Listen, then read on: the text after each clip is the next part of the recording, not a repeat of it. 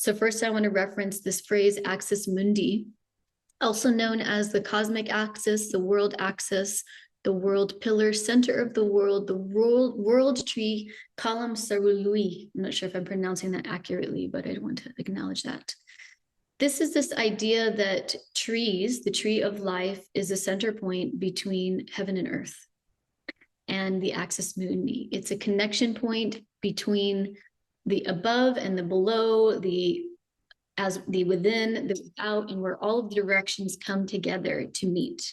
And so I love this idea because we're looking at and communing with trees as pillars of this earth. I remember one of my elders said to me once, he said, you can attune to trees, the standing ones, as the pillars that hold up the sky and have the deep roots in the earth so we can all breathe and live here. And I just love that because that's what it feels like, you know. And one of my elders said, we always refer to them as the standing ones. So we just want to honor this idea of the axis mundi, the connection point. Our bodies are the microcosm of the macrocosm, that we are reflections of the natural world and the cosmological world. Here's an example of the Vitruvian Man by Leonardo da Vinci. This is a really fascinating exploration on the mathematics and the geometrical proportions that relate to the tree and the tree of life as itself. One of the things that in these traditions that I really love is this idea that we are also pillars, and part of our communion and learning how to commune with these holy standing ones, we learn about how we are also pillars and we are center points to commune with the heavenly realms and the earthly realm. We're made of both. This idea that we're made of both. Our bodies ourselves are these living temples, and that when we are aware of our thoughts, our minds, our words, and our actions, we become the instrument for the prayers and the offerings that feed the natural world. So we're learning a lot about that at this time in our human story. I'm sure most of us have a relationship with the energy centers, these chakra systems. These are also our internal pillars, our axis mundi. So first we were looking at the trees themselves as axis mundis, and now we're looking at ourselves as pillars, axis mundis of these heavenly relationships and these earthly relationships. We're going to begin with probably the first story ever told about humans and their relationship with trees, which is the Epic of Gilgamesh. So we can move into that first slide. So this story comes to us from Mesopotamia, where the first Western civilization emerged in what was known as the Fertile Crescent. And the information that I'm going to be referencing right now comes from the book The Forest Journey by John Perlin. So Gilgamesh ruled the city of Uruk in southern Mesopotamia nearly 5,000 years ago. Uruk was the first great city in the Fertile Crescent. Its monumental architecture gave rise to the Tower of Babel story in the Bible. In the mountains above Uruk lay a great primeval forest extending east and west. According to the poem, this forest extended for hundreds of miles. The gods had chosen this primeval forest as their home. Heaven was on earth just as it was in the Garden of Eden. There was always shade to temper the scorching sun of summer. The scent of cedar and juniper sweetened the surrounding air.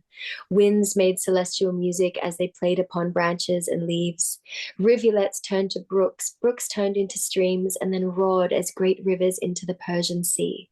The joy of living in the forest anchored the gods to the earth. I love that line. Fearing that the people would uproot their bountiful guardian, the Mesopotamians' chief god Enlil had declared the woods sacred, off limits to the human race. Knowing that civilization would never accept limits to its appetite for growth, Enlil crafted Humbaba, with a roar like a hurricane, the ability to spit fire, and jaws like death itself, to guard their home, the great cedar forests, from man. So Humbaba is the forest guardian depicted as a monster, and he's made intentionally terrifying to ward off humans from trying to destroy the forest. In one deciphered fragment from the epic, it says, in order to keep Enlil's cedars safe, he made it Humbaba's destiny to be the terror of the people. So in Uruk was the ruler Gilgamesh, who was a virile male superman, the very embodiment of civilization. And he was gung-ho on conquering and destroying everything that had been deified. He refused to listen to the elders of the city who warned him about venturing into the wilderness, and he declared that he would fell the great forest. Okay, so we have an example of a male ruler, masculinity unchecked by the feminine, hell-bent on a desire for expansion and conquest, and who looks at the wilderness as the next frontier of conquest. So Gilgamesh sets about to cut off the head of Humbaba. I won't go into the devastating death of the forest guardian. It's pretty brutal. He begs for his life, and he begs Enkidu, having once been a wild man himself, to explain to Gilgamesh the importance of having a forest guardian, but they kill him nevertheless. And then immediately they seek out the best timber. Blood and sap mixed with those blades of bronze, felling them. The ringing of axes and the crashing timbers replaced the songs sung by animals, birds, cicadas, even the gods themselves, it appears. Everything living in the forest that could fly fled to the sky. As the trees fell, Gilgamesh boasted to Enkidu, "My friend, we have cut down lofty cedars whose tops abutted the heavens." The epic writers describe the carnage. He decimated the cedars. The forest of trees has been flattened. Even more ominous, they opened the mountain passes and dug well flanks on the mountain, making accessible the forest lands to further foraging expeditions, to fulfill the demand for huge timber by the accelerated business activities of the Fertile Crescent. So this is, like I was so kindly reminded, this is the first known written account of humanity's encounter with the forest, and it is a tragic one. And I just invite you all to think about the significance of this first recorded story in human history of our relationship with forests and the implications of what happened in that story: the destruction of the sacred cedar groves, the killing of the forest guardian, and then the subsequent death and flooding of the human race. Why do you think it is that they lost their sacred relationship with the forests and just saw trees for their extractive value for timber, etc.? What was the cultural turning point that went from honorable harvesting to the decimation we're experiencing? I think there's all of possible reasons, and I'm curious to hear your answers. It's a great question. That is a big question. Well, one of them is definitely kind of the growth of civilization. That's why Nat was mentioning the word scale. One of the things we notice with every civilization is there's root causes of collapse. And one of them is mismanagement of their resources. And when we talk about resources, we're talking about plants, we're talking about soil.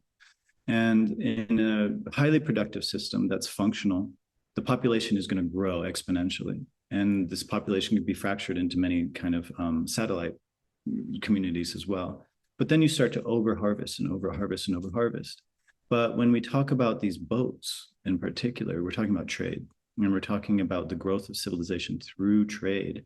And a lot of this is coastal. When we talk about the Mediterranean, and when you look at the Vikings and all of these peoples coming in, we're talking about the growth of civilization. And within that, we're seeing the extraction of resources growing and growing and growing, and this departure from the forests and infusion of the cities and towns. Another thing that I would say is we have to look at how we changed our relationship just with tending. And one of the major components towards our shift in thinking around tending was the invention of the plow. And I would say the invention of the plow is the first thing that got us thinking about straight lines and monocropping and harvesting. And you start to see these square plots and crops of sedentary farmers versus the wild tending of these silvopastoralists. And that's a way of saying silvo-forest pastoralist kind of farmers and herdsmen. And so that's the way it used to be, was silvopastoralism. And this indigenosity was lost within the sedentary farming. And I think that also changed our relationship to the forest. but it is a large question. Well, and also too, just population growth and survival and needing to survive and feed the growth of a population and community. And I feel like what's connected to this inquiry around sacred relationship with the forests is kind of what we're experiencing right now. The, great forgetting how to listen to the communication and intelligence of the natural world and the divine realms. I mean, so we get caught up in progress so much, and we're moving so fast that we're so distracted from actually listening to communication occurring between so many species. Mm. And I think that this is the time of really building a sacred way of life, learning how to listen again. We kind of have to. We don't really have a choice.